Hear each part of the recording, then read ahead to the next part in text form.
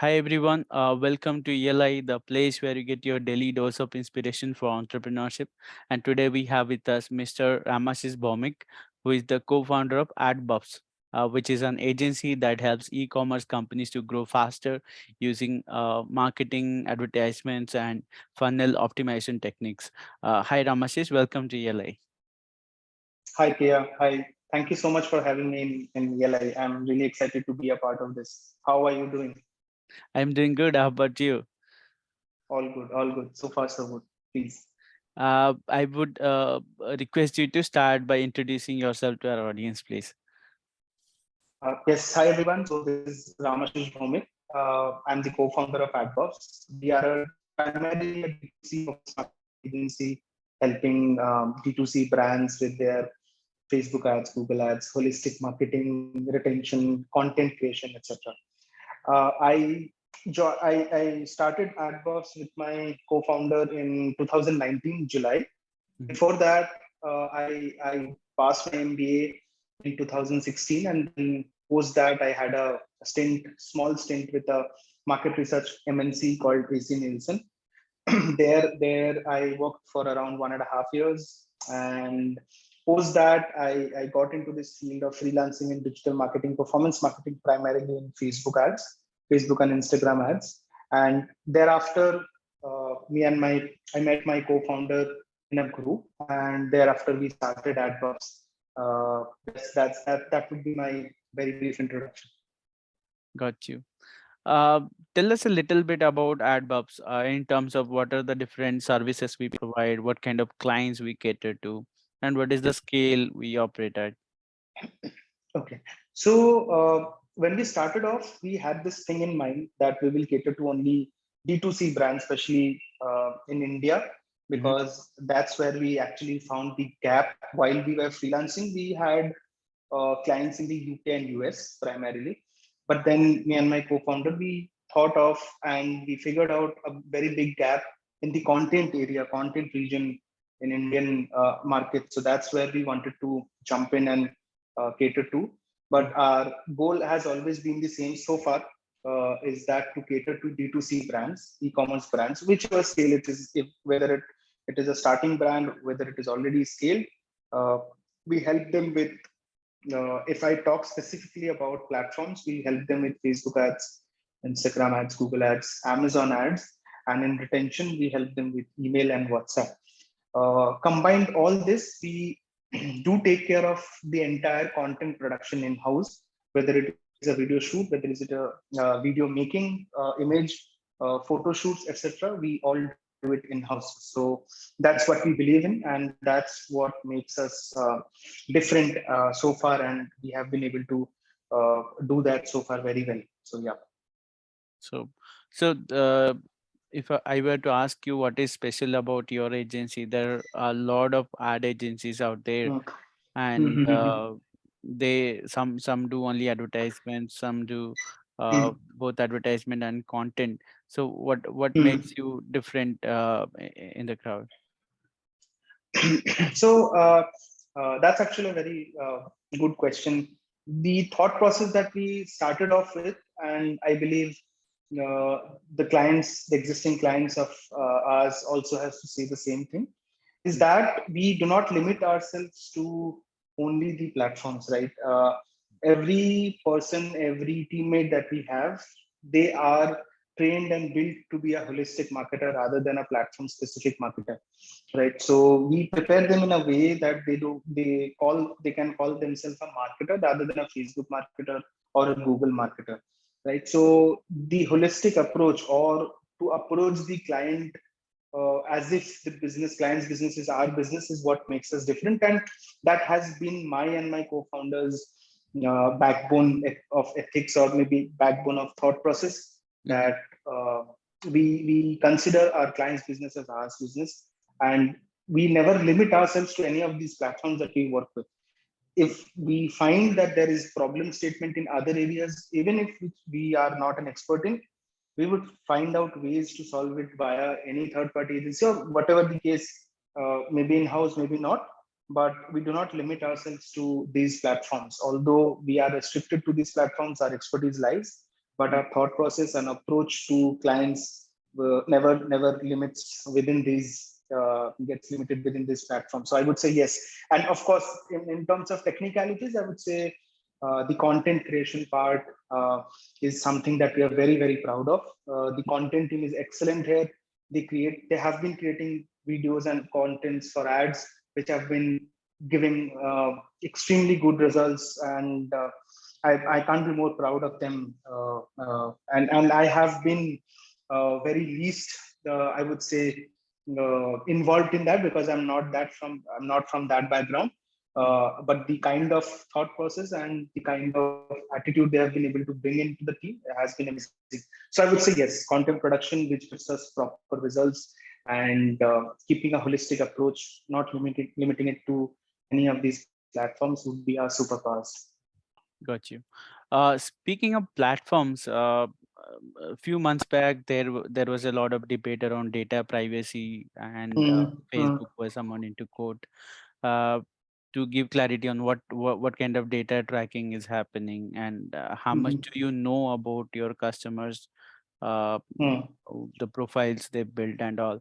mm, Having said that, due to the stringent regulations coming up, the ads have become a little ineffective in recent days. Uh, mm, mm, can and a lot of companies, especially consumer centric companies, they depend solely on running ads on different platforms, especially mm. Facebook. So how do you see the future? How is the advertisement industry going to change, and what are the things consumer businesses can expect from advertisements? Yes, absolutely. This has been a very big debate, and it's still continuing. Uh, me and the whole team here, personally, I would say me and my co-founder will always bank on one thing: is that uh, although we say that the algorithm has changed, data privacy thing has changed, but we don't feel that entire marketing has changed, right? The only thing that has changed is how we are viewing the data, right? The entire backbone, the entire skeleton of marketing has never changed so far and will never change in the future, right? Uh, because see, we are not able to see few data, we are not able to view some of the breakdowns, etc., etc. But it's still the same when a person or the end consumer is seeing an ad, right? It's the same experience for them. Mm, They don't know about what algorithm has changed or so on and so forth, what has happened. They're not updated. They only see what we show them or the brand show them, right? So mhm, as long as that is fixed, that is aligned with the product's goal and the consumer in mind, I don't think anything is going to change or anything. So it has been a difficult phase, I would say, to not get to see what we get to use or used to see in the dashboard. But since, as I told that we have been training people here as a holistic marketer, I don't think it has been much of a big deal for us, because the end goal is to create good contents, good ads, mhm, which makes or which breaks the clutter and makes it easier for the consumer to buy products from our brands. Has always been the same. The thought process has always been the same, and I think that is what is going to make all the difference now and also in the near future. I don't think algorithm changes affect much. It do affect. It does. I mean, it does affect on a technicality basis, on a daily level of in analysis and all. But till the time, as I said, the end goal is aligned with the consumer's point of view kept in mind, I don't think it is going to be much of a difference.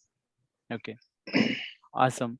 Uh, Now tell us a little bit about your journey as an entrepreneur, and Mhm. tell us from very beginning. If we were making a movie on your life, Sure. what would be the first scene in that movie? So yeah, then I'll go back to a very long time. In during my MBA, I was trying to not yes no, I would not say MBA. It was just end of my engineering. I am from a mechanical engineering background. Okay. uh, I thought of doing something different, and I always had this knack of doing something of my own. So I was just figuring out, and I thought, and back then Flipkart, Amazon was a thing, right? So it is a very common thing right now, but that was just the beginning. People were getting used to Amazon and Flipkart. At least in my area, I come from a very uh, I would say township area, and it is not a very urban area. I come from a very rural background. Okay. So I was thinking, if these things can be transferred to home at a very short time, why not food? So I was thinking something to do of a kind of Swiggy or a Zomato, right? Okay. And back then they were not there. So I was thinking, but of course, since I was very inexperienced, I was not, I did not have that kind of exposure, so I could not go ahead with it. Mm. Then cut to I'm just passing out of my MBA. I got a job from the college, and there I met someone who had a lot of interest, had a common interest like me, and we started off with an indoor plant e-commerce business. Right, Okay. it's called Life Pods. So we used to source succulents and small indoor plants from various hills of India, and we used to import uh, pots like the ceramic pots and very exotic pots from China, right? Mm-hmm. So we felt a gap that although the plants are available in India, these are very easily available in India. Anyone can get it from any of the websites. But these pots were very exotic and very elegant, right? And these were not available in India at all. We figured out that it was not at all present in India. The quality that was made in China. So we started off with it, and I abruptly resigned from my job.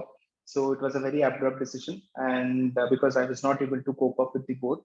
Mm-hmm. So post that, when I saw that I did not have money in my pockets, I had to do something to sustain me at least. I could not take money from my parents, so I was living alone. So what I did was I explored a lot of different line where I can do freelancing and stuff. And I figured that digital marketing is a good way to start it.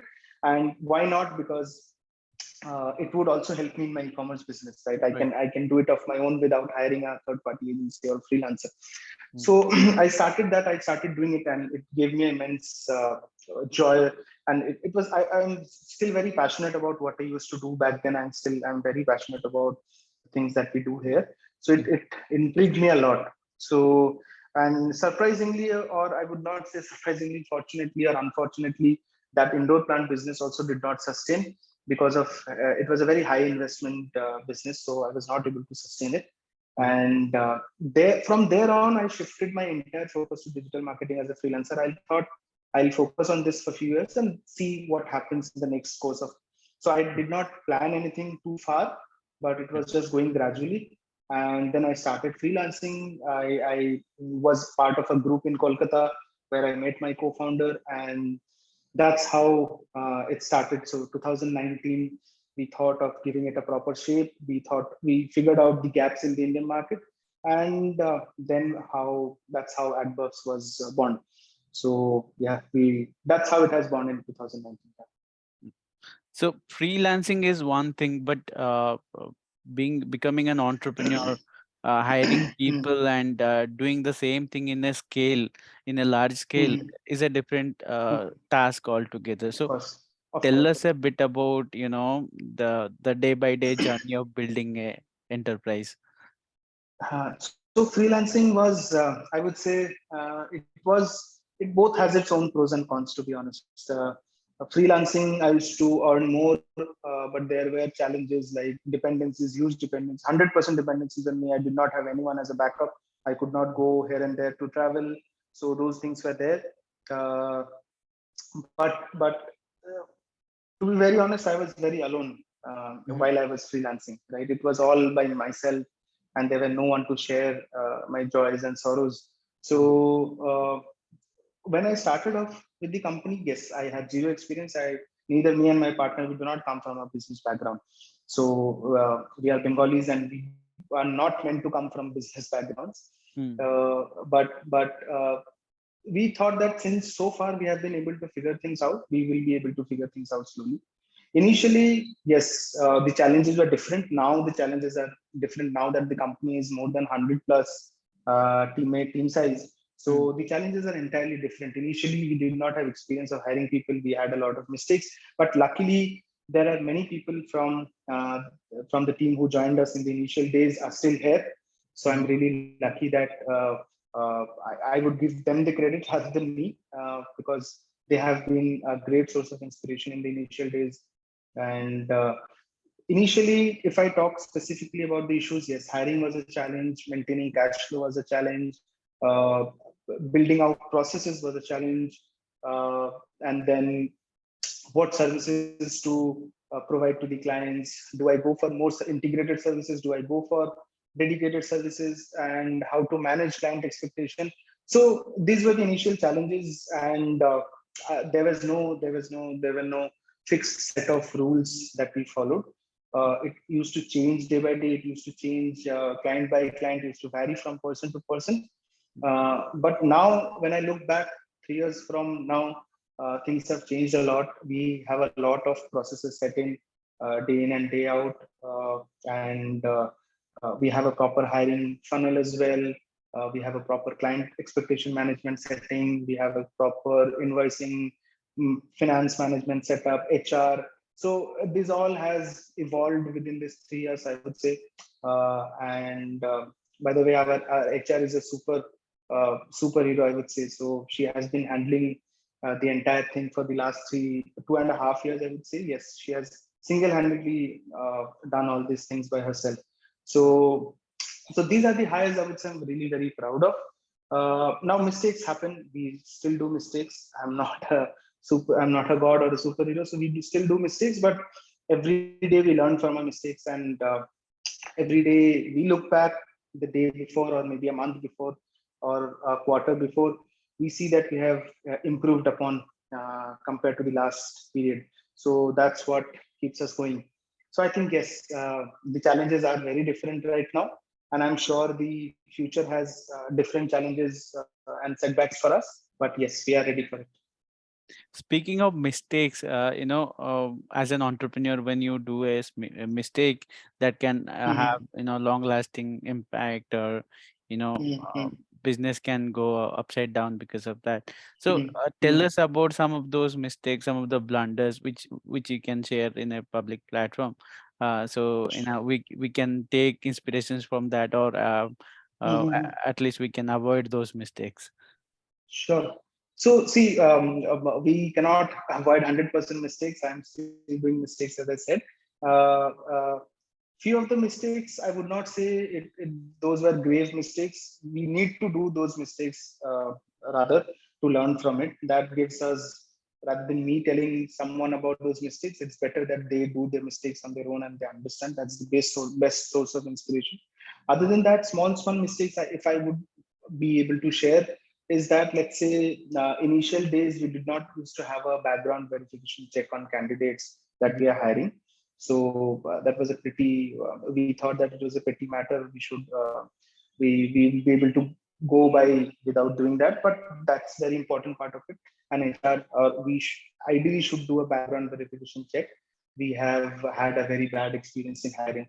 That is there. Second is, we as an agency, when we started off, or still now when we are growing, we should not limit ourselves, or we should not think ourselves as beginners, right? And should not charge less. If you are confident of your services, if you are delivering what you are ought to deliver, you should charge higher, at least higher than what you are charging right now. We used to hold back ourselves, like, if we charge this much, the client may go, or maybe the client might not get close, but that is not the case. If you have proper testimonials, if you have proper results to show, if you talk confidently, I don't think there is any reason to charge low. So that's very odd mistake that we did. I would not say mistake again, but yes, we learn from experience. You should charge higher whenever you are confident of your services. Other would be, yes. Let's give a small example. So when we had this office, we have a 2,000 square feet office right now in Kolkata.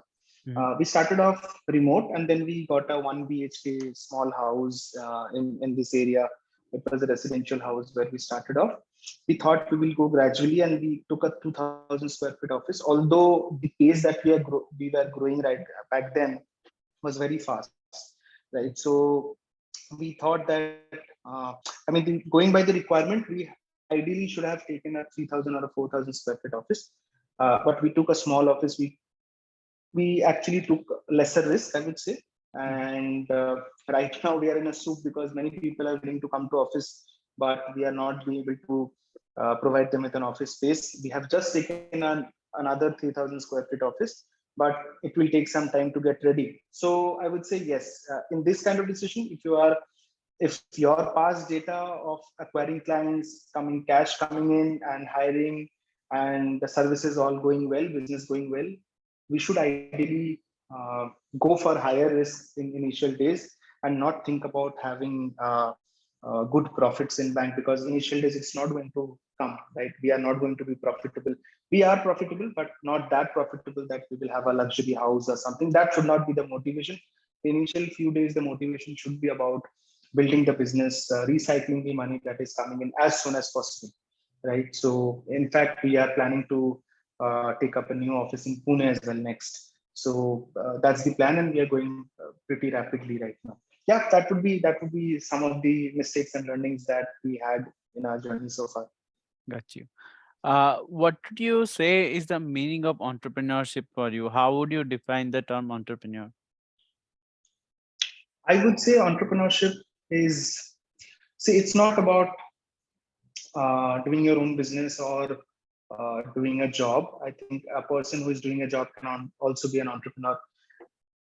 For me it's a little different. For me it's to love what you are doing and not cribbing about what you are doing every day. It can be a job, it can be a business, it can be anything, but it should you should be able to go back to sleep peacefully, knowing that there are people around you to support you, knowing that you are doing good. And uh, if you ever feel that you are not doing good enough, just look back the earlier period and see how far you have come.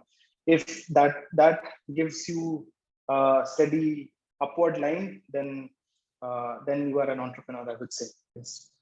Okay. Perhaps my final question.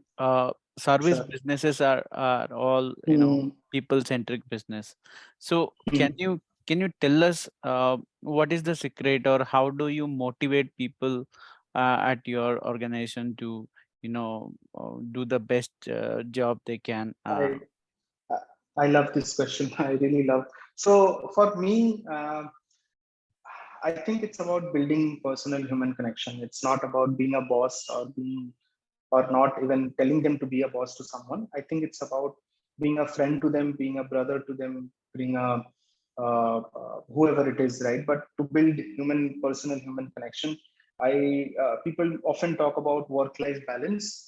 For me, the perfect definition of work-life balance is not to create a gap between work and life. So life is a work is a part of life, and I think the reverse is also applicable. So we should not be creating differences between this is my work. I would not overlap this with my life. Both are together in it, and you should be able to sustain it. And it's my job to make them do that easily, so that they don't feel left out, or they don't feel like they're working in a company. Rather, they are a part of this. I mean, Adbuffs is a part of their life. So if that thought process is there and I'm able to bring that in them, I think that's where we get the maximum ROI out of anyone. In fact, me also, right? So yeah, Okay. Well, awesome. Thanks for joining us, Ramashish. It was a great pleasure to have you on our platform. thank you, Priya. It was very nice having myself here as well in ELI. That was a great experience. Yeah, Thank you. Thank you. thank you so much. Thank you.